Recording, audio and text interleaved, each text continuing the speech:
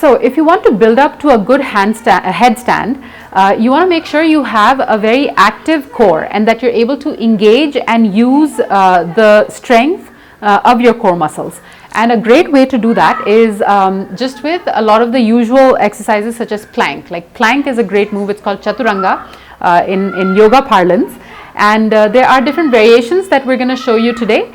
And just adding a couple of these to your regular workout, or even, you know, like you want to progressively build up to it, is a great way to really build up. So let's begin. Medha will demonstrate the plank. So let's come into chaturanga.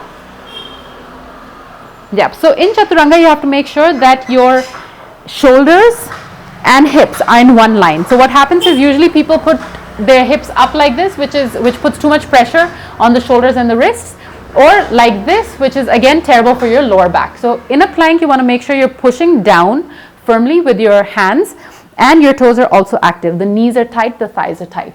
So you could hold this for a couple of counts. And once you're done with that, then you can start to take your right knee to the right elbow. So basically touching, yes, and then taking the leg back.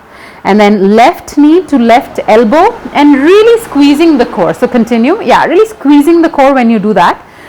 Go ahead, like right, yeah. So you could do about like 5 of them on each side, 10 if you have the time and the inclination.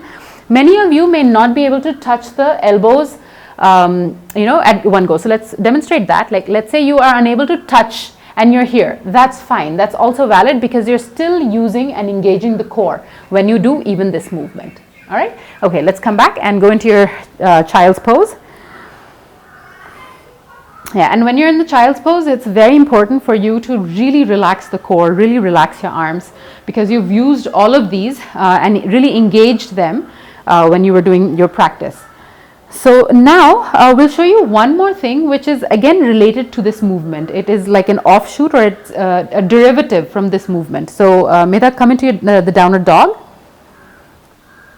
Yeah. So in the downward dog, what you're doing is you're pressing the hands down, the feet are active, like your toes are really pushed into the floor, thighs are active.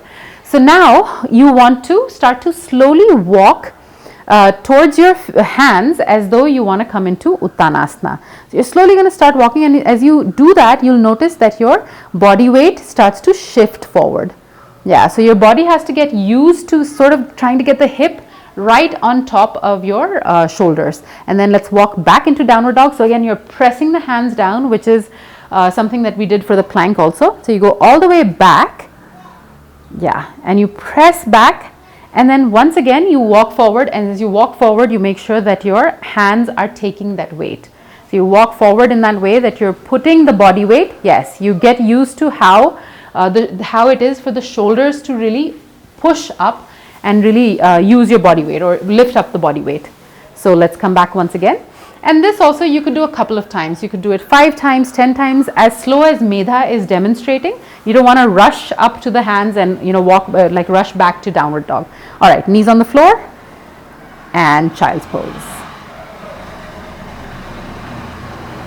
Yep, so there you go. That's a really great way not only to build strength, but also to start to make that mind-body connection, which is going to be helpful when you have to invert yourself.